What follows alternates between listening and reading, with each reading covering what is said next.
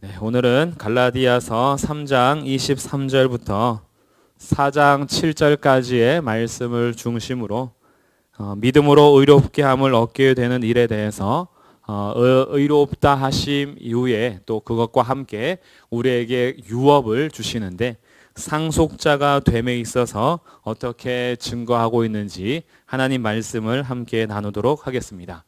이 세상을 살아갈 때에도요, 우리가 상속자가 된다라는 것은 굉장히 귀하고 또 아주 좋은 일입니다. 물론 어떤 나쁜 것을 상속받는다면 그것이 평생의 짐이 되겠지만 정말 유업, 기업을 상속받고 어떤 재산을 상속받는 일에 있어서 준비되어 있다가 자기가 받을 때에 그 유산과 그리고 기업과 이런 것에 대해서 상속을 받는 그것은 굉장히 그 인생 속에서 복을 받는 거지요.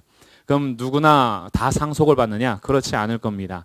모든 사람이 다 상속받는 것이 아니라 상속받을 자격이 있는 사람이 상속을 받겠죠.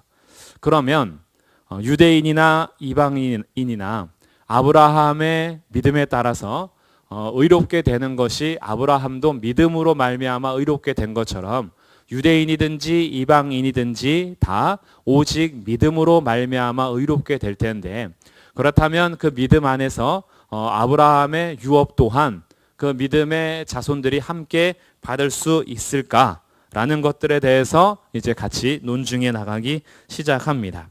이 땅에서의 기업과 상속이야 없어도 없는 대로 결국 이 땅에서 나그네 인생을 살겠지만 천국에 우리의 기업이 없다, 우리가 받을 천국의 유업이 없다, 이것은요 사실 인생을 헛산 겁니다.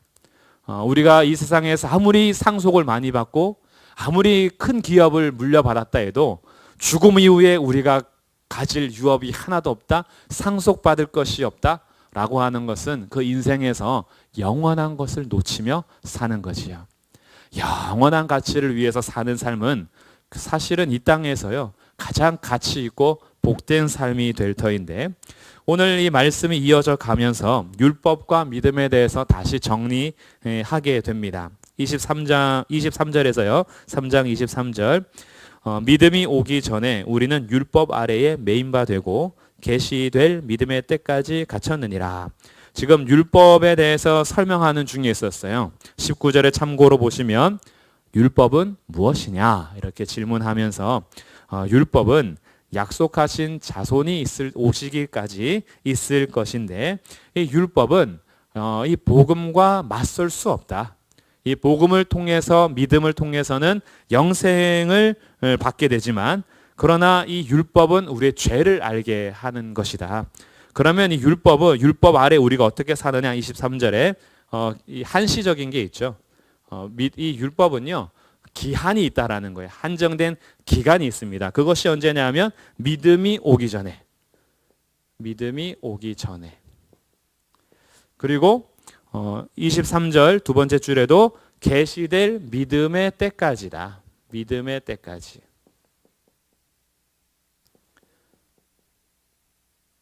저희가 이 믿음이 오기 전에 그리고 이 믿음의 때까지 어떤 상태에 있냐 하면요 23절에 율법 아래에 매인 자가 된다. 이 오시기 전까지는 율법이라는 것이 우리에게 주어지고 이 율법으로 인하여서 매인 자가 되며 그리고 갇혔느니라. 율법 아래에 매여 있고 갇힌 자로서 삽니다. 언제까지 그러냐면 믿음이 오기까지, 믿음의 때까지 이렇게 산다는 거죠. 율법 아래에 매여 있으며 갇혀 있는 자로 삽니다. 율법으로 인해서 우리가 진정한 자유와 영원한 생명을 얻기보다는 이게 지금 무언가를 기다려야 하는 거죠. 율법을 통해서 기다려야 할 일을 우리는 다 사모하게 되는 겁니다. 매여 있고 갇혀 있으니까. 이 사망의 몸에서 나를 건져줄 자가 누가 있을 것인가? 나 스스로는 도무지 이 갇힌 데서 벗어날 길이 없고 이 매인 데서 내가 벗어날 길이 없으니 이 율법으로부터 나를 새롭게 자유하게 하시고 참된 그 생명을 주시는 그분이 언제 오시련가? 라고 우리로 하여금 매인 자와 갇힌 자로서 우리를 구원할 자를 기다리게 합니다. 그러다 보니까 24절에서는 이렇게 설명해요. 율법이 어디로 인도하냐 봤더니 이 율법은 우리를 그리스도께로 인도합니다. 그리스도라는 것이 기름 부음 받은 자라는 뜻으로서 메시아 곧 구원자라는 뜻이에요. 그러니까 이 율법은 우리를 구원자에게로 인도하는 초등교사 역할을 한다. 초등교사. 지금 이 초등교사는 오늘날 초등학교 교사를 말하는 게 아니에요. 초등학교, 중학교, 고등학교 이런 교사가 아니라 이 초등교사라는 말은 당시에 상속인의 주인이죠. 주인의 어린 자녀, 이제 이 상속자가 될 어린 자녀를 일정 기간 동안 교육하는 교사가 있었는데 이 역할을 하는 사람들은 대부분 교육을 받은 노예들이 하는 일입니다. 주인의 아들이 어느 정도 자랄 때까지 돌보는 역할을 하면서 그 어린 상속자가 잘 자랄 수 있도록 보살펴주는 역할을 하는 사람, 그 노예, 수행 노예가 초등교사의 역할을 하는 사람이에요. 그러니 초등교사는 진짜 주인으로서 있는 것이 아니라 나중에 사실은 이 어린 상속자가 자기의 주인이 될 거예요. 그러니까 초등교사는 언제까지냐면 어떤 기한이 있다. 그 어린 상속자가 다 자랄 때까지라는 기한이 있고 어린 아이의 이제 나이를 벗어나면 초등교사로서의 역할은 끝납니다. 율법이 그와 같다는 거예요. 율법은 초등교사의 역할로서 그리스도가 오실 때까지, 이걸 다른 표현으로 하면 믿음이 올 때까지, 믿음의 때까지 그리스도께로 인도하는 역할을 하는 초등교사 역할을 하는 것이 율법이다.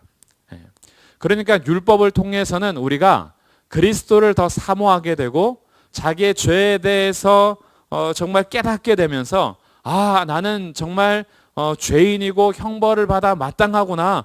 도대체 내가 어떻게 구원받을 수 있는가? 그리스도가 아니면 나는 구원받을 자격도 조건도 이룰 수가 없구나라는 것을 알면서 이 율법은 우리를 그리스도께로 인도하는 역할을 하게 되는 거죠. 이것이 이제 초등교사로서의 율법의 역할이에요. 그래서 24절 다시 보시면 이같이 율법이 우리를 그리스도께로 인도하는 초등교사가 되어 우리로 하여금 믿음으로 말미암아 의롭다 함을 얻게 하려 함이라. 그렇죠? 율법도 마찬가지라는 거예요. 율법의 역할도 결국은 우리를 그리스도께로 인도하여 믿음으로 말미암아 의롭다 함을 얻게 되도록 한다. 이것을 내자로 하면 이신칭의, 이제 이 단어는 좀 기억해도 좋을 것 같아요. 오직 믿음으로써 의롭다 칭함을 받게끔 율법이 우리를 인도하고 있다. 그러니까 율법이 악한 게 아니죠. 율법은 선한 겁니다. 선한 것을 지킬 수 없는 우리들이 죄인이라는 걸 깨닫게 되면서 이 율법 또한 우리를 어디로 인도하냐 하면 믿음으로 의롭다함을 얻게 된다라는 초등교사의 역할을 한다라는 거예요. 그러면 이제 믿음이 왔어요. 믿음의 때까지니까. 믿음이 오기 전에 율법이 이런 역할을 해서 그 앞에 매여 있고 갇힌 자로서 살았는데 믿음이 왔습니다. 이 믿음이 누구냐 하면 그리스도인 거죠. 이제 그리스도께서 오셨어요. 그럼 그리스도가 오시면 어떻게 되느냐? 25절 말씀입니다. 25절.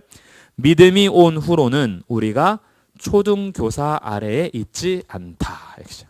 이제 그리스도께서 오셨습니다. 이분이 우리 믿음의 대상이시죠.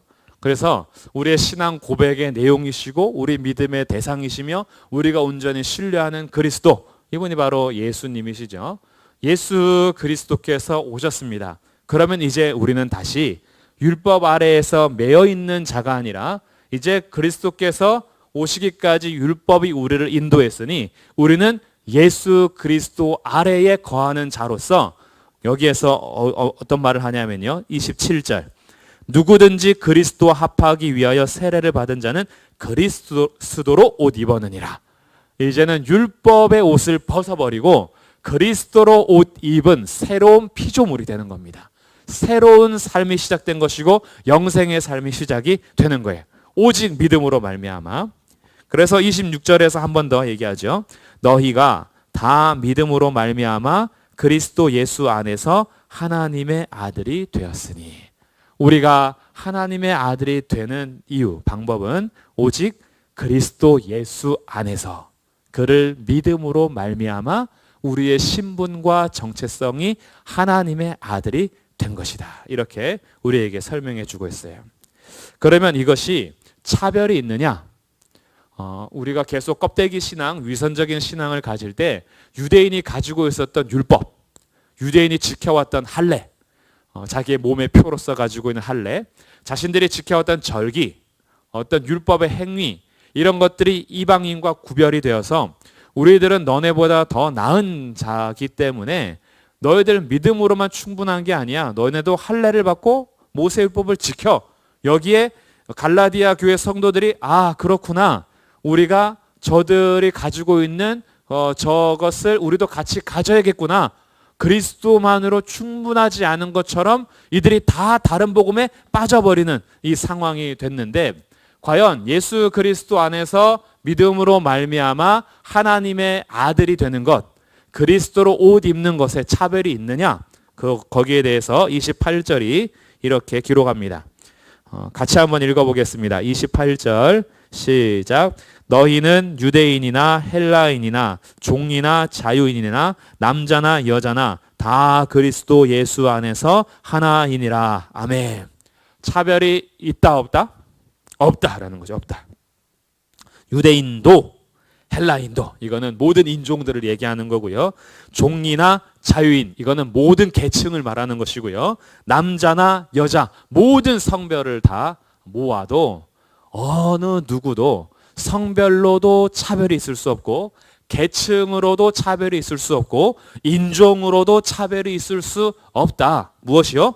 그리스도 예수 안에서 하나님의 아들이 되는 것에는 그 어떤 차별도 없다.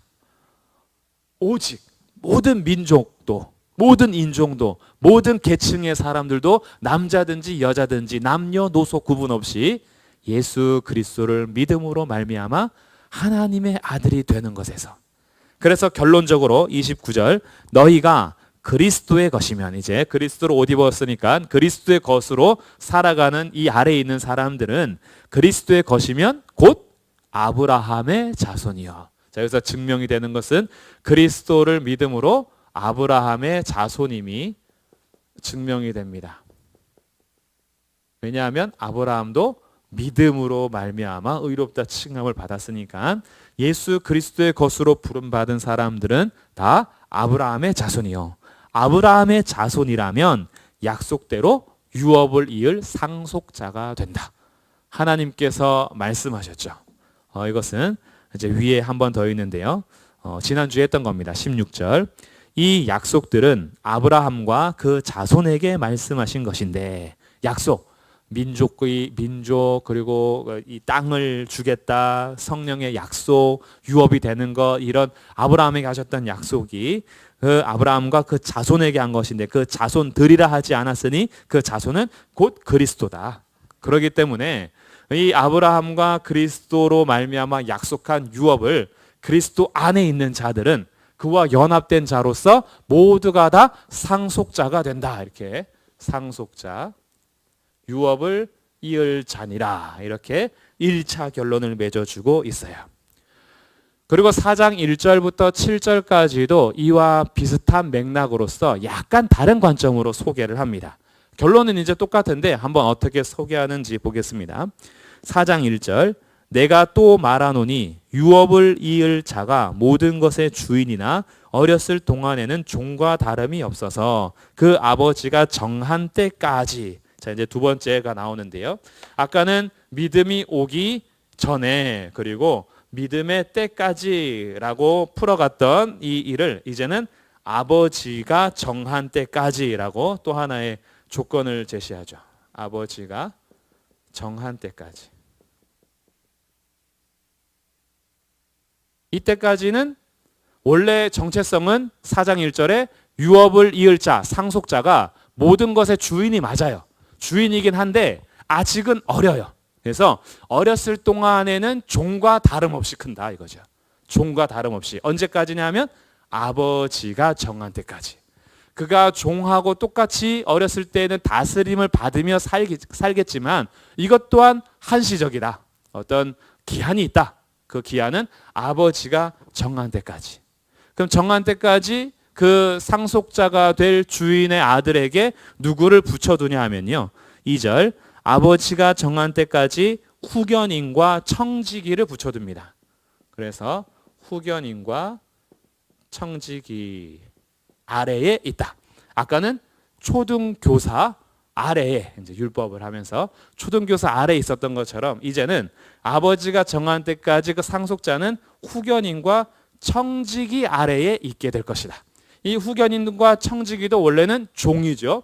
근데 종이 그 아들을 이제 보호하는 역할을 하는데 특별히 이 후견인 같은 경우는 아이의 인품과 인격에 대해서 그를 보호하고 돌보는 역할을 하는 사람이 후견인입니다. 그의 마음을 잘 헤아려주고 그의 성품이 잘 자랄 수 있도록 도와주는 사람이고요. 청지기 같은 경우는 그의 상속받을 재산에 대해서 재무 관리를 책임지는 사람이 청지기 역할을 하는 거예요. 이건 언제까지냐면 그 아들이 아버지가 정한 기한이 올 때까지. 그러니까 그때까지는 아직 후견인과 청지기 아래에서 지배를 받고 있는 거죠. 이것 또한 기한이 있다. 그래서 이와 같이 3절 이와 같이 우리도 어렸을 때에 이 세상의 초등학문 아래에 있어서 종노릇했다. 자, 아까는 초등교사 역할을 율법과 연관지어서 얘기했는데 이제 이 아들이 아버지가 정한 때까지 후견인과 청지기 아래에서 아들이 이제 사는 것처럼 우리 또한 어렸을 때에는 이 세상의 초등학문. 자, 이것도 초등학교 학문을 얘기하는 게 아니에요. 이 초등학문이라는 것은 기초 원리들을 말하는 겁니다. 기초 원리들. 이 세상의 기초 원리. 그것이 뭐 천문학이 될 수도 있고 물리학이 될 수도 있고 뭐 그거는 이름이 다 붙어 있지는 않겠지만 이 세상이 돌아가는 원리와 기초적인 것. 그래서 이거를 크게 두 가지로 해석을 하는데 첫 번째는 이 세상의 초등학문이 아마 율법을 제일 우선으로 하는 율법주의 아래에 있었다. 뭐 이렇게 해석하기도 하고요. 두 번째는 이 신앙, 우리가 믿는 하나님을 믿는 신앙 말고도 이 세상에 있는 모든 종교적인 기초, 생활, 지식, 우리의 삶. 그러니까 우리가 이 피조 세계와 함께 살아가는 동안에 영향받는 모든 것, 그 아래에 우리가 사실은 살고 있었다. 언제까지냐면 아버지가 정한 때까지 그 아래에서 종노릇하고 있는 거죠. 원래는 그 아들이 상속자이나 그 아버지가 정한 때까지 후견인과 청지기 아래에 있었던 것처럼 하나님께서 정하신 때까지 이 세상의 하나님의 자녀들이 이 세상의 초등학문 아래에서 종노릇하며 살고 있었다. 그러다가 아버지가 정한 때가 찼어요. 4장 4절 때가 참해죠. 때가 참해. 때가 참해 하나님이 그 아들을 보내사 여자에게서 나게 하시고 율법 아래에 나게 하신 것은 율법 아래에 있는 자들을 속량하시고 우리로 아들의 명분을 얻게 하려 하심이라. 자, 4장 4절과 5절은 굉장히 중요하고 굉장히 넓은 것을 담고 있어서 이것은 다음 주에 이어서 하도록 하겠습니다. 때가 참해가 무엇인지 그리고 여자에게서 나게 하시고 율법 아래에서 나게 하셨다라는 의미에 대해서는 조금 더 깊고 넓게 할 필요가 있어요. 그래서 오늘은 그 내용은 잠시 다음 주로 미루고 오늘 여기서 핵심적으로 하고자 하는 말이 무엇이냐 하면 우리도 이 아래에서 종노릇 하고 있었는데 하나님의 정한 때가 참해. 때가 참해 이제 우리를 어떻게 했느냐 보내셔서 자 6절 말씀입니다. 너희가 아들이므로 하나님이 그 아들의 영을 우리 마음 가운데 보내사 아빠 아버지라 부르게 하셨느니라. 자 여기서 종노릇하던 우리들을 때가 참해 하나님을 아빠 아버지라고 부르게 한 거예요. 이것을 양자됨이라고 합니다. 양자됨. 하나님께서 독생자 예수 그리스도, 그분은 이제 하나님과 동등되신 분으로서 또한 하나님의 아들이시지만 이제 그 예수 그리스도를 믿는 자들 또한 하나님이 자녀로 입양하신 거죠. 입양. 하나님께서 그들을 아들 삼아 주시고 딸 삼아 주신 거예요. 여기에 대해서 아빠 아버지라 부르는 양자됨이 된 겁니다. 옛날에는 세상의 것에 우상의 세상의 종로로 타면서 살다가 이제 여기에서 벗어나 하나님을 아빠 아버지라고 부를 수 있는 자녀가 된 겁니다. 이게 얼마나 감사한지요. 세상에서 잃었던 아버지, 정말 잃어버려서 고아와 같이 살고 있던 우리의 인생 속에서 비참하게 종로로 타며 노예로 살아가고 세상의 초등학문 아래에서, 사실은 율법 아래에서 죄인으로서 소망도 없고 우리에겐 어떠한 희망도 없고 그 아래에서 그것이 인생의 전부인 줄 알고 살았는데, 어느 날 이 세상 모든 만물의 창조주께서 우리를 찾아오셔서 우리를 건져내시면서 오늘부터 내가 너의 아빠야 이렇게 하신 거예요. 오늘부터 너가 나의 아들이야. 오늘부터 너는 나의 딸이야. 어느 누구도 나의 자녀를 건드릴 수 없어. 내가 너의 아버지야 라고 하면서 우리에게 아빠 아버지라 부를 수 있게 하신 겁니다. 이 은혜가 얼마나 큰지요. 하나님이 정하신 때까지 우리가 그 아래에 있었으나 하나님은 오셔서 우리에게 아들의 명분을 주셔서 아빠 아버지라고 부르게 하셨어요. 그래서 7절, 그러므로 내가 이후로는 종이 아니요 아들이니 아들이면 하나님으로 말미암아 유업을 받을 자니라. 자, 아까는 예수 그리스도를 믿음으로 아브라함의 자손이니 상속자라 그랬어요. 근데 지금은 너희가 예수 그리스도를 믿음으로 하나님의 아들이 되었다. 자녀가 된 거죠. 예수 그리스도를 믿음으로 말미암아 너희가 하나님의 아들 자녀가 되었으니 너희가 곧 유업을 이을 자 상속자니라. 이렇게 결론을 맺어주고 있습니다.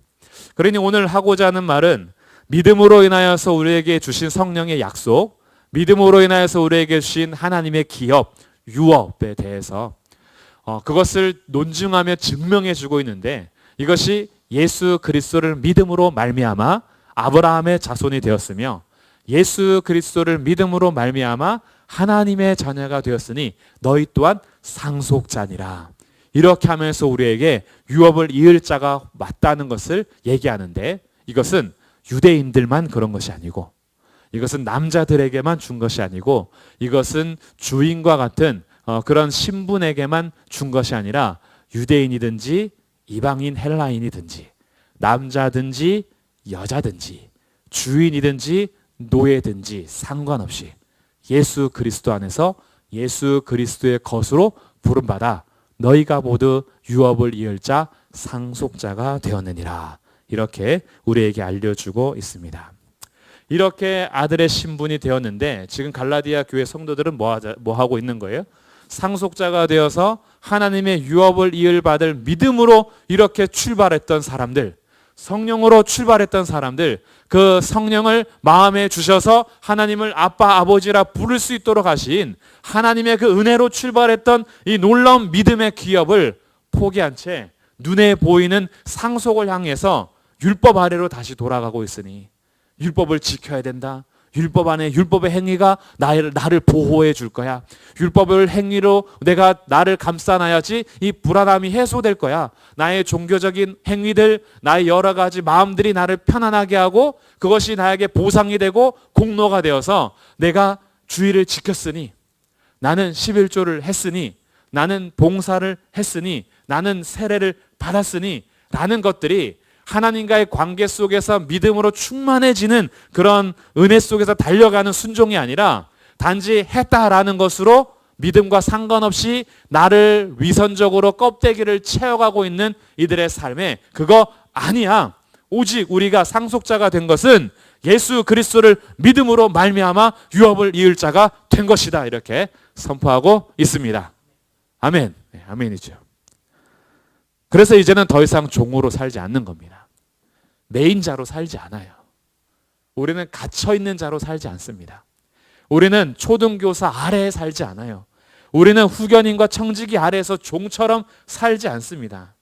우리는 하나님을 아빠, 아버지라 부르며 살아가는 믿음의 자녀들이 된 것입니다. 이 은혜가 우리 가운데 주어졌어요.